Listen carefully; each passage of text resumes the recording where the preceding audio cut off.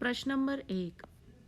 उस समय वह सोच भी नहीं सकता था कि मनुष्य को दुख पहुंचाने के अलावा भी साहित्य का कोई उद्देश्य हो सकता है। लेखक ने ऐसा क्यों कहा? आपके विचार से साहित्य के कौन कौन से उद्देश्य हो सकते हैं? पाठ पढ़ने के दौरान हमने ये पंक्तियाँ देखी हैं जहाँ पर लेखक जो है ये बताते हुए नज़र आते हैं कि जो शरत चंद्र है वो जब अपने नाना के घर होते हैं तो बहुत तरीके के डिसिप्लिन होते हैं लाइफ में, जिनको कभी कभार फॉलो कर पाना मुश्किल हो जाता था, जिसके लिए वो उन डिसिप्लिन्स को कभी कभार फॉलो नहीं करते थे और इस तरीके से बाहर निकल जाया करते थे। साहित्य पढ़ते हुए या फिर पढ़ाई के दौरान शाम को नाना या घर के परिवार के सदस्यों को वो सभी चीज़ कि आज के दिन में आपने क्या सीखा है, ये सब चीज़ें आपको बतानी होती थी। तब जब ढंग से पढ़ाई ना करने के कारण आप नहीं बता पाते थे, तब उस वक्त ऐसा होता था कि उन्हें दंड मिलता था। तब उन्हें उस बात पर रोना आता था। तो उन्हें ऐसा लगता था कि साहित्य जो है वो सिर्फ रुलाता है। तो ये पंक्तियाँ उस बात पर बोली गई हैं। तो यही पंक्तियाँ जो है पाठ से ली गई हैं और एक प्रश्न के रूप में आपके सामने रखी गई हैं कि उस समय वह सोच भी नहीं सकता था। कौन लेखक की नहीं सोच सकते थे? जी, शरत चंद्र के विषय में यहाँ पर बात हो रही है कि वो उस समय सोच भी नहीं सकते थे कि मनुष्य को दुख पहुँचाने के अलावा भी साहित्य का कोई उद्देश्य हो सकता है। अब ये बात लेखक ने ऐसे क्यों कही? हमारे विचार से साहित्य के और कौन कौन से उद्देश्य हो सकते हैं वो भी हमें इस प्रश्न के उत्तर में बताना है। उस समय वह सोच भी नहीं सकता था कि मनुष्य को दुख पहुंचाने के अलावा भी साहित्य का कोई उद्देश्य हो सकता है।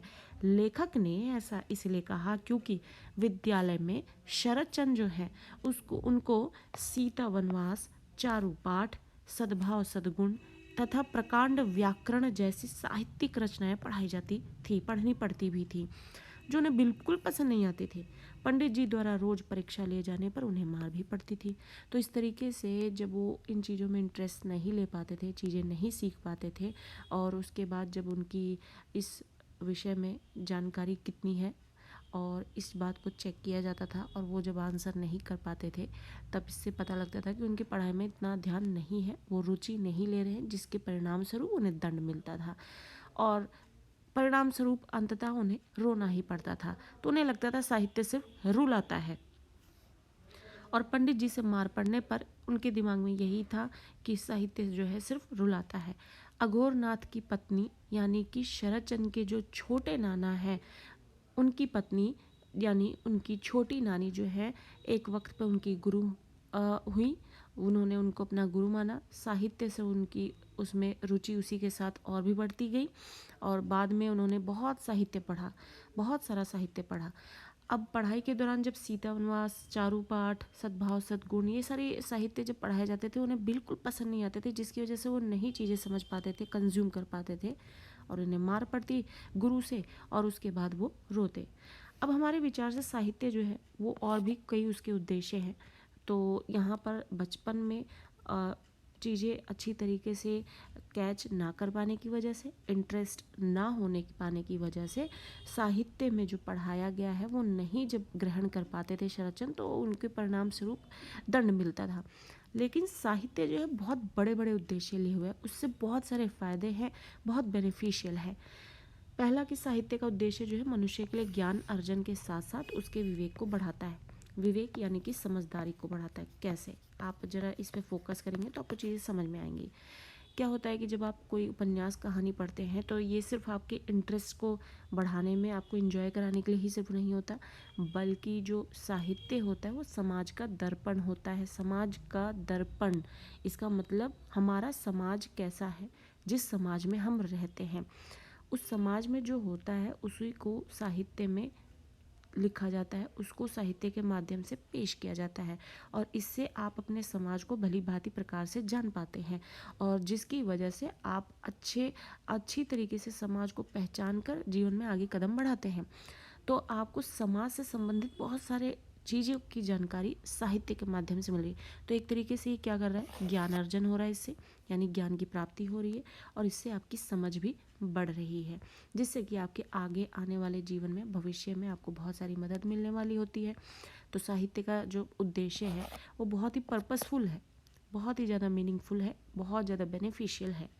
आगे जो है वो फ़ायदे इसके ये कि साहित्य तथ्यात्मक यानी डेटा बेस्ड होता है।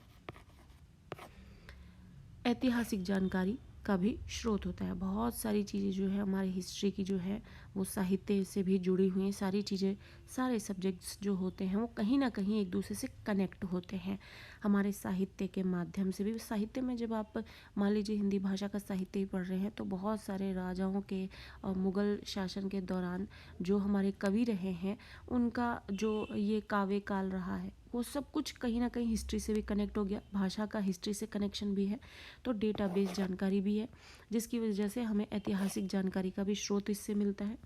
अगला जो फ़ायदा है, साहित्य समाज का दर्पण होता है, जो कि हम पहले ही समझ चुके हैं। समाज का दर्पण, ये पंक्तियाँ रटी तो सबने है लेकिन इसका मीनिंग समझना वो उससे भी ज़्यादा ज़रूरी है। कैसे? दर्पण जिसमें हम किसी भी चीज़ को देखते हैं, उसका प्रतिबिंब दिखते हैं कि वो कैसा है। अब हम समाज में रहते तो हैं लेकिन हम उसके नियम कायदे नहीं जानते, और समाज जो है किस तरीके से बिहेव करता है कौन से काम करने पर, तो ये सारी चीज़ें जो है आपको एकदम से सामने नहीं मिलती हैं। ये आपके अनुभव ही होते हैं और एक लंबा समय बिताने पर ही अनुभव प्राप्त होते हैं। और जिन लोगों ने ये अनुभव प्राप्त किए होते हैं, अगर आपको वो एक लेख के रूप में प्रस्तुत करते हैं तो वो बहुत ही भली प्रकार से आपको समाज से पहचान करा देते हैं। तो क्या हो गया, ये साहित्य जो है, साहित्य हमने जब पढ़ा, साहित्य में सब कहानी, उपन्यास, कविता सब कुछ आ रहा है, लिटरेचर पूरा। तो उसमें आपने कोई भी कंटेंट उठा के पढ़ा, आपको समाज की जानकारी मिल रही है, तो आपको समाज की जानकारी मिल रही है तो उसने आपको समाज का आईना दिखाया, समाज का चेहरा दिखाया, जो कि आप उस समाज में रहते हुए भी नहीं देख सकते हो। तो ये ईजिएस्ट वे है जहाँ से आप अपने समाज को देख समझ पाते हैं। अगला फ़ायदा जो है, साहित्य के माध्यम से लोग विद्यमान सामाजिक मान्यताओं, विषमताओं, कमियों, खूबियों इत्यादि को जानते हैं। अब समाज का दर्पण है, ये साहित्य जो है समाज का दर्पण है, तो समाज कैसा है, अच्छा है, बुरा है, क्या कमियां है, सब कुछ दिखाएगा, सिर्फ अच्छाइयाँ नहीं दिखाएगा वो। तो ये समाज का जो है यहाँ पर समाज की अच्छाइयाँ ही बताने के लिए तो नहीं है सिर्फ साहित्य, उसका हर एक पक्ष बताएगा। तो जब हम साहित्य पढ़ रहे हैं तो उससे हमें समाज का जो सामाजिक मान्यताएँ हैं, रूल रेगुलेशंस, उसकी कमियाँ, विषमताएँ, उसकी खराबियाँ, कमियाँ, खूबियाँ, सब आपको इसकी जानकारी मिलेंगी। आपको ये पता लगेगा कि सोसाइटी में रहना है तो ये नियम कायदे कानून है, इससे समाज बुरा मानता है। अगर आप में हिम्मत है, आपने उसके बारे में अच्छी खासी जानकारी इकट्ठी की है और आपको लगता है कि समाज इस मामले में बहुत पिछड़ा है और वो गलत भी है, तो आप उसके लिए आवाज़ उठाएंगे जब आपके पास अच्छी जानकारी होगी। ज़रूरी नहीं समाज हमेशा सही कदम ही उठा रहा है, उसमें बहुत सारी कमियां भी होती हैं। दो एस्पेक्ट हर चीज़ में होते ही हैं। साहित्य कहीं ना कहीं मनुष्य के मनोरंजन का साधन भी है, और ऑब्वियसली बहुत टाइम से कहानियाँ जो है वो सिर्फ और सिर्फ इंजॉयमेंट के लिए ही सुनते चला आ रहा है पूरा का पूरा समाज, लेकिन कहीं ना कहीं वो हमें ज्ञान अर्जन भी कराता है। तो पहला पॉइंट जो है वो मनोरंजन का ही है।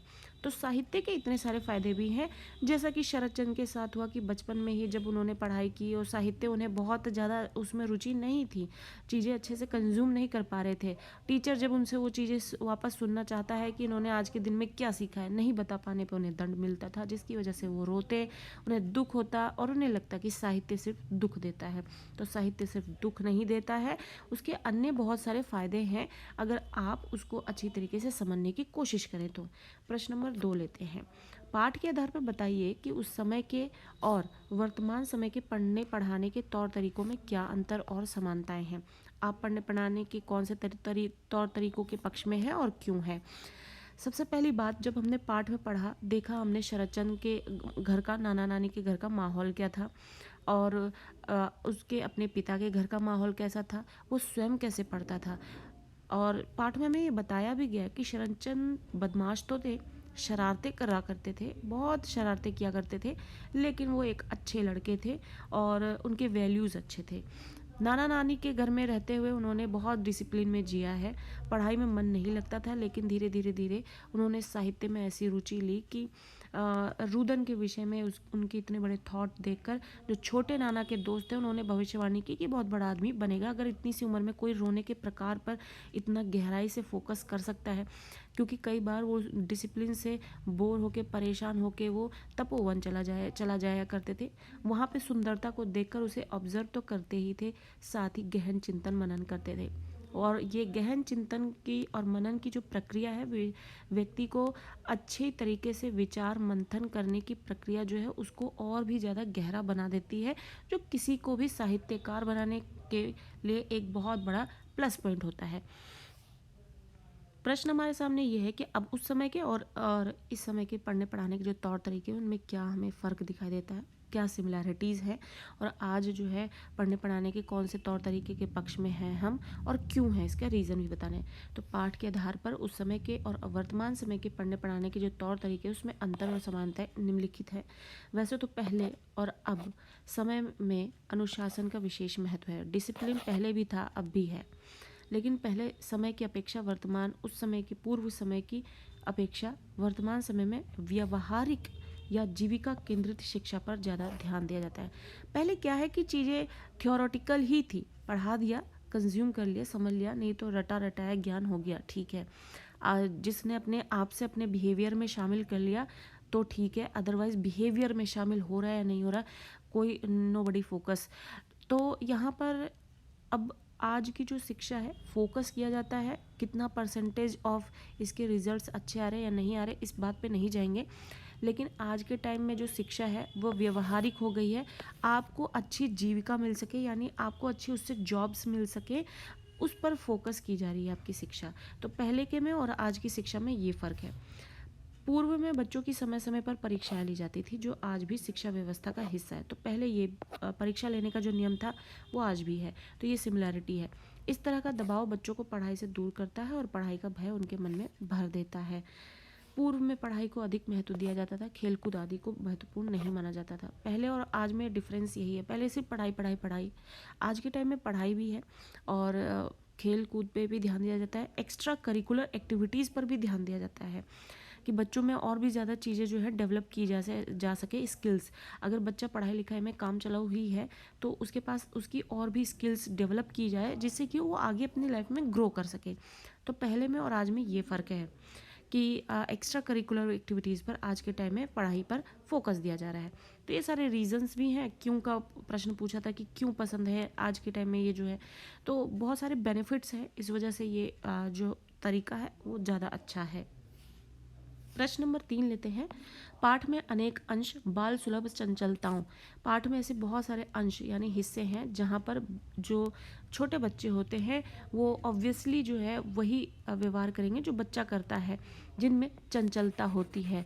शरारतों को बहुत रोचक ढंग से उजागर किया गया है। आपको कौन सा अंश अच्छा लगा और क्यों? वर्तमान समय में इन बाल सुलभ क्रियाओं में क्या परिवर्तन आए हैं? तो पाठ में हमें जो शरतचंद और साथ में उनके जो कज़न्स वगैरह हैं उनके जो बाल सुलभ हरकतें दिखाई गई हैं, आपको उनमें से कौन सी अच्छी लगी, ये हमें उत्तर देना है। साथ ही ये भी बताना है कि वो अच्छा क्यों लगा और आज के टाइम में उन जो बाल सुलभ क्रियाएं हैं उनमें क्या परिवर्तन आ गए हैं। प्रस्तुत पाठ के अनुसार वैसे तो ये पाठ बहुत सी बाल सुलभ चंचलता और शरारतों से भरा पड़ा है, परंतु शरतचंद का तितली पकड़ना, तालाब में नहाना, उपवन लगाना, पशु पक्षी पालना, पिता के पुस्तकालय से पुस्तकें पढ़ना और पुस्तकों में दी गई जानकारी का प्रयोग करना जैसे अंश मुझे बहुत पसंद आए, क्योंकि शरतचंद्र जो कुछ भी सीखते थे उसे अपने व्यवहारिक जीवन में भी लागू और प्रयोग करते थे। एक बार तो उन्होंने पुस्तक में सांप के वश में करने का मंत्र तक पढ़कर उसका प्रयोग कर डाला। आज के समय में बाल सुलभ क्रियाओं में बहुत सारे परिवर्तन आए हैं। बच्चे आधुनिकता के प्रति ज़्यादा आकर्षित हैं, उन्हें प्रकृति से कम और गैजेट से ज़्यादा लगाव हो गया है, जो कि ये बताने की बात नहीं है, हर कोई इस चीज़ को फोकस कर रहा है। बच्चे जो हैं अब घर में आपको आसपास जो छोटे बच्चे हैं उन्हें देखकर भागते हैं, खेलने कूदने के लिए तैयार होना या घर से बाहर ही रहना। पहले के वक्त में बच्चे घर से बाहर रहना बहुत पसंद करते थे, उन्हें खेलना है, कूदना है, चार और बच्चे जो इकट्ठे हो जाए तो उनके साथ मौज मस्ती करनी है। आज के बच्चे अपने एक कमरे में अपने किसी भी गैजेट्स के साथ अपना सारा समय बिता डालते हैं। तो पहले में और आज में ये फ़र्क, बहुत बड़ा फ़र्क आ चुका है। आज घने इमारतों के बीच बच्चों को प्रकृति का वास्तविक वातावरण ही नहीं मिलता।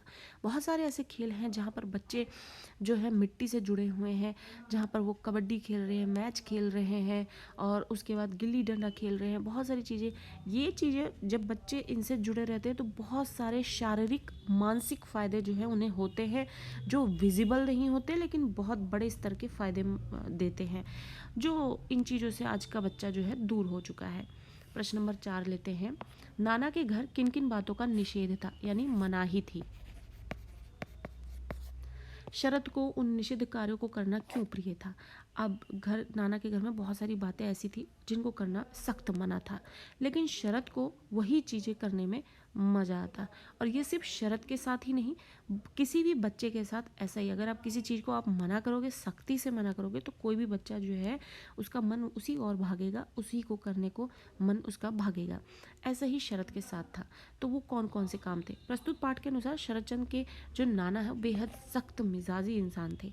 उन्होंने बच्चों को बहुत सी बातें करने से मना कर रखा था, यानी उन्होंने घर में जो डिसिप्लिन तो दे ही रखा था, साथ ही बहुत सारी ऐसी बातें हैं जो बच्चे नहीं कर सकते, डिस्कस नहीं कर सकते। जैसे पशु तथा पक्षियों को पालना बिल्कुल मना है, तालाब में नहाना मना है, बाहर जाकर खेलना मना है, उपवन लगाना मना है, घूमना, पतंग, लट्टू, गिल्ली डंडा तथा गोली इत्यादि खेलना, ये सब चीज़ें मना थी।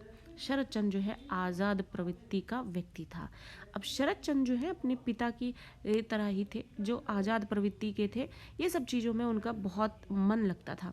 नाना की सख्ती और रोक टोक उसे बंधन लगती थी। वह बिल्कुल विद्रोही के समान तमाम बंधनों को तोड़ता था। वास्तव में जिन चीज़ों पर उसके नाना रोक टोक किया करते थे, वे सभी आयाम उसे प्रिय लगते थे। और एक तो वो आज़ाद प्रवृत्ति का था, दूसरा रोक लगाने की वजह से बाल सुलभ जो मानसिकता है वो उसी पर फोकस करती है जिस चीज़ से उसे रोका जाए, और वो चीज़ें इनको बहुत पसंद आती, और वो कोई ना कोई मौका निकाल कर इन बंधनों को तोड़कर बाहर की ओर भागते, जिससे कि वो सारी चीज़ें अपनी लाइफ में एंजॉय कर सके। प्रश्न नंबर 5 लेते हैं। आपको शरद और उसके पिता मोतीलाल के स्वभाव में क्या समानताएं नजर आती हैं? उदाहरण सहित स्पष्ट कीजिए। पाठ में हमने पढ़ा, शरद के पिता मोतीलाल जो है बिल्कुल भी पारिवारिक जिम्मेदारियों की तरफ ध्यान नहीं देते, जिसकी वजह से शरद की माँ जो है अपने पिता के घर आ जाती हैं बच्चों को लेकर, और इस तरीके से वहाँ पर उनका पालन पोषण होता है। नाना के सख्त मिजाजी होने होकर जिस तरीके से डिसिप्लिन में उनका जीवन बीतता है वो तो दिखाया ही गया हमें पाठ में। और मोतीलाल जो है किसी भी, उनका मन इतना चंचल है कि कुछ भी लेखन कार्य अगर वो करते, वो शुरू करते लेकिन कभी भी पूरा नहीं कर पाते थे। तो बहुत सारी चीज़ें ऐसी बताई गई मोतीलाल की, जो कि शरद के पिता हैं उनके स्वभाव में है। वो घुमक्कड़ी थे, घुमक्कड़ी स्वभाव के थे। तो ऐसी कौन सी आदतें हैं जो हमें शरद में भी दिखाई देती हैं और सिमिलैरिटीज़ उनकी दिखती हैं? शरद और उसके पिता मोतीलाल के स्वभाव में जो समानताएं नजर आती हैं वो इस प्रकार हैं। शरद और उनके पिता दोनों ही आज़ाद प्रवृत्ति के थे, इसलिए नाना के द्वारा लगाए गए बंधनों के बावजूद भी शरद जो है कभी नहीं रुका। दूसरा, शरद और उनके पिताजी दोनों साहित्य पढ़ने और लिखने के शौकीन थे। शरद ने पिता के पुस्तकालय की लगभग सभी पुस्तकें पढ़ ली थी। शरद और उनके पिताजी का सब लोगों के प्रति समान आदर भाव था और उनके लिए कोई छोटा बड़ा नहीं था। तो ये तीसरा पॉइंट है कि पिता में जो आदतें थी कि वो उनकी नज़र में कोई भी छोटा और बड़ा नहीं है, वैसे ही शरद में भी आदतें थी। शरद अपने पिता के समान यायावर यानी घुमक्कड़ी प्रकृति के थे। तो ये एक सिमिलैरिटी उनमें है। एक स्थान पर टिकना उनके लिए संभव बिल्कुल नहीं था। तो ये सिमिलैरिटीज़ हमें देखने मिली। मोतीलाल में थी, मोतीलाल जो कि शरद के पिता हैं, और शरद में, दोनों में, पिता और बेटे में, पुत्र में, ये हमें समानताएं दिखती हैं। प्रश्न नंबर 6 लेते हैं। जो रुदन के विभिन्न रूपों को पहचानता है वह साधारण बालक नहीं है, बड़ा होकर वह निश्चय ही मनस्तत्व के व्यापार में प्रसिद्ध होगा। मनस्तत्व जो चिंतन मनन करने में निपुण हो। अघोर बाबू के मित्र की इस टिप्पणी पर अपनी टिप्पणी कीजिए। अघोर बाबू कौन थे? शरद के नाना के सबसे छोटे भाई, यानी छोटे नाना। तो अघोर के मित्र जो हैं एक बार शरद को तपोवन में बैठे हुए एक स्त्री को रुदन करते हुए देखते हैं, जिसमें वो रुदन में जोर जोर से चिल्लाना ना होकर दुख का दिखना दिखाई दे रहा था, जिस दुख को वो ऑब्जर्व कर रहा था कीनली। कौन? शरद। और इस तरीके से उसने रुदन के प्रकार को यहाँ पर पेश किया, और उसकी इस बारीकी से ऑब्जर्वेशन की हुई इस चीज़ पर, रुदन के इस प्रकार को समझने को और उसको इस तरीके से प्रेजेंट करने की जो उसकी गहन चिंतन है, देखकर अघोर बाबू के मित्र ने भविष्यवाणी की कि वो बहुत बड़ा आगे चलकर नाम कमाएगा, बड़ा आदमी बनेगा। तो इस चीज़ को देखकर उन्होंने बात बोली। तो इस विषय पर हमें अपना उत्तर देना है। अब प्रस्तुत पाठ के अनुसार जो रुदन के विभिन्न रूपों को पहचानता है वह साधारण बालक नहीं है, बड़ा होकर वह निश्चय ही मनस्तत्व के व्यापार में प्रसिद्ध होगा। अघोर बाबू के मित्र ने यह टिप्पणी बालक शरतचंद के भाव की विभिन्नता को समझने की क्षमता के आधार पर की थी। भाव की विभिन्नता को समझना, कोई रुदन कर रहा है, एक व्यक्ति चिल्ला कर रहा है, दूसरा सिर्फ आंसू बहा रहा है लेकिन वो दुखी ज़्यादा है। तो इस तरीके के भावों को, इमोशंस को गहराई से समझने वाला व्यक्ति जो है, किसी भी विचार पर तो गहन चिंतन बहुत अच्छी तरीके से कर सकता है। और ये चीज़ ऑब्जर्व करने के बाद अघोर बाबू के मित्र ने ये कहा कि वो आगे भविष्य में चल के बहुत बड़े व्यक्ति होंगे। अघोर बाबू के मित्र जानते थे कि साहित्य सृजन के लिए मनुष्य का अति संवेदनशील होना बहुत जरूरी है। अब आपने देखा होगा, किसी भी कवि और लेखक की रचना जब आप पढ़ेंगे, बहुत बारीकी से उसे ध्यान से सोचने समझने की कोशिश करेंगे, तो एक साधारण से विषय को लेकर वो इतनी सारी गहरी बातें कर जाते हैं जो कि एक आम और साधारण व्यक्ति नहीं कर सकता। तो ऑब्वियसली कि वो एक इतनी से छोटी सी बात को बहुत गहराई से सोच ले गया है, क्योंकि वो इमोशनल है, कहीं ना कहीं उस चीज़ से वो कनेक्ट करता है। इस वजह से वो इतना गहन मंथन, चिंतन, मनन कर चुका होगा, जिससे उसने एक लेख प्रस्तुत किया हमारे सामने। तो किसी भी साहित्य सृजन के लिए किसी भी व्यक्ति का बहुत ज़्यादा इमोशनल होना, संवेदनशील होना तो बहुत ज़रूरी है, पहला पॉइंट है। अघोर बाबू ने ये नोटिस कर लिया कि जो शरतचंद है बहुत ही संवेदनशील है, जो गुण शरतचंद में विद्यमान था। बालक शरतचंद अपने आसपास के वातावरण तथा परिवेश का सूक्ष्म निरीक्षण यानी बारीकी से ऑब्जर्व करते थे उसे, और उसको करने में यानी उसको बारीकी से देखने में, सुनने में, समझने में, चिंतन करने में, मनन करने में बहुत तेज थे, दक्ष थे, निपुण थे। अतः अघोर बाबू जानते थे कि जिस बालक में इस प्रकार की क्षमता है, इस समय मौजूद है, इस समय यानी छोटी सी उम्र, 15 साल की उम्र में उन्होंने साहित्य रचना शुरू कर दी थी, जो कि हमने पाठ में ही पढ़ा है।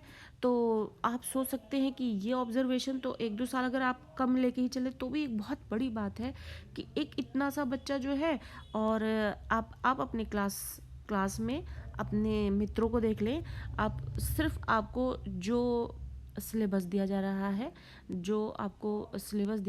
आप उसके लिए कितनी मेहनत करते हैं, और उसको आपको कोई चीज़ समझाई जा रही है, आप उसे समझ पा रहे हैं, कंज्यूम कर रहे हैं, देन आगे अपने आप को लेकर चल पा रहे हैं। लेकिन एक बच्चा आप उसी उम्र का, जिसको किसी तरीके की कोई गाइडेंस नहीं है, अपने बेसिस पर वो चीज़ों को इतनी बारीकी से सोच समझ रहा है, और उस लेवल का, जिस लेवल का एक साहित्यकार हो, तो साहित्यकार बनना ऐसा नहीं है कि आपने डिग्री ले ली और आप साहित्यकार बन गए। आप में वो क्षमता, ये स्किल बेस्ड काम है। साहित्यकार तभी कोई हो सकता है जिसमें वो स्किल्स हों, ये स्किल है। स्किल को आप रट कर या परीक्षाएं देकर पास करके नहीं कंज्यूम कर सकते या फिर अपने में ला सकते हैं। ये एक प्रैक्टिस होती है और कुछ जन्मजात भी होती है, जो कि अघोर बाबू ने देख ली, किसमें, शरत में देख ली। हो सकता है जेनेटिक हो, उनके पिता से उनमें आया हो सकता हो उसमें कुछ परसेंटेज ऑफ उनकी मेहनत जो है ज़्यादा हो, जेनेटिक्स तो होंगे ही होंगे। तो आगे चलकर ये बालक मनस्तत्व के व्यापार में प्रसिद्ध होगा। अघोर बाबू का उक्त कथन, यानी ये जो कथन था उन्होंने, आगे चलकर सत्य साबित हुआ। बेशक शरतचंद की प्रत्येक रचना अघोर बाबू की दूरदृष्टि को सत्य सिद्ध करता है। और इस तरीके से हमने देखा कि छोटी ही उम्र में उन्होंने इतना गहरा चिंतन मनन करना शुरू कर दिया और साहित्य रचना भी शुरू कर दी। और उसके बाद उन्होंने बहुत सारी रचनाओं में अपने वास्तविक जीवन की जो पक्ष हैं उनको ही लिया है, कैरेक्टर्स के नाम चेंज कर दिए हैं। बाकी अपने अपने जीवन में उन्होंने जो भी कुछ देखा सुना है, उन्हीं वाक्यों को उठाकर बहुत सी रचनाएं लिखी हैं। बच्चे जो हैं, इनकी शरतचंद की लिखी हुई जो रचनाएं उठाकर अगर एक बार पढ़ेंगे, बहुत ही इंटरेस्टिंग है। उनके रियल लाइफ एक्सपीरियंसेस हैं, जिसमें उन्होंने कैरेक्टर्स के नाम चेंज कर दिए। बहुत सारी उनकी उनकी जो रचना है उसमें अपने पिता का वर्णन किया है, उन्होंने नाम चेंज कर दिया है, माँ का वर्णन किया है, नाम चेंज कर दिया है, और अपनी लाइफ में आसपास जो भी उन्होंने ऑब्जर्व किया, ऑब्जर्वेशन उनकी बहुत तगड़ी थी, बहुत गहरी थी। तो ऑब्वियसली उन्होंने अपने आसपास जो भी देखा है बहुत ही बारीकी से ऑब्जर्व किया है, उन्होंने अपनी रचनाओं में उन सब को जगह दी है। तो बहुत ही इंटरेस्टिंग रचनाएं हैं, पढ़ेंगे आपको बहुत अच्छा लगेगा। रचनाएं बहुत इंटरेस्टिंग है और बिल्कुल बोरिंग रचनाएं नहीं मिलेंगी आपको, कि बच्चे इतनी जल्दी इतना पेशेंस नहीं ला पाते हैं कि वो पढ़ सकें और चीज़ें जो है आपको अच्छी लगे। यहाँ पर जो पाठ्यक्रम में ये चैप्टर भी है, आवारा मसीहा, ये भी बहुत लेंथी चैप्टर है लेकिन बहुत इंटरेस्टिंग है। अगर आप ध्यान से सोचें कि ये लेखक जो कि इतने बड़े लेखक हुए, अपने बचपन में कैसे कैसे एक्सपीरियंसेस इन्होंने लिए हैं, तो आपको बहुत सारा इंटरेस्ट इसमें आने लगेगा और आप पूरा चैप्टर जो है इंटरेस्टिंगली बड़े आराम से कंज्यूम भी करेंगे, समझेंगे भी, बिल्कुल बोर नहीं होने वाले। इसी तरीके से इस चैप्टर के हमने बहुत सारे क्वेश्चन यहाँ पे समझने की कोशिश की है, जो कि आपके एग्ज़ाम पर्पज़ से काफ़ी यूज़फुल होने वाले हैं। और चैप्टर की हमने लाइन टू लाइन एक्सप्लेनेशन भी दी है, आपको समरी दी है और क्वेश्चन आंसर्स भी प्रोवाइड किए हैं, जो कि आपके एग्जाम पर्पज से काफ़ी यूज़फुल है। और इसी तरीके से चैनल के साथ बने रहें, जिससे कि आपको टाइमली अपडेट्स मिलते रहें और आपको एग्जाम पर्पज से जो यूज़फुल कंटेंट है वो भी मिलता रहे। और वीडियो आपको हेल्प कर रही है तो जरूर इसे लाइक करना है और ज़्यादा से ज़्यादा शेयर करते रहें। चैनल को सब्सक्राइब करना ना भूलें।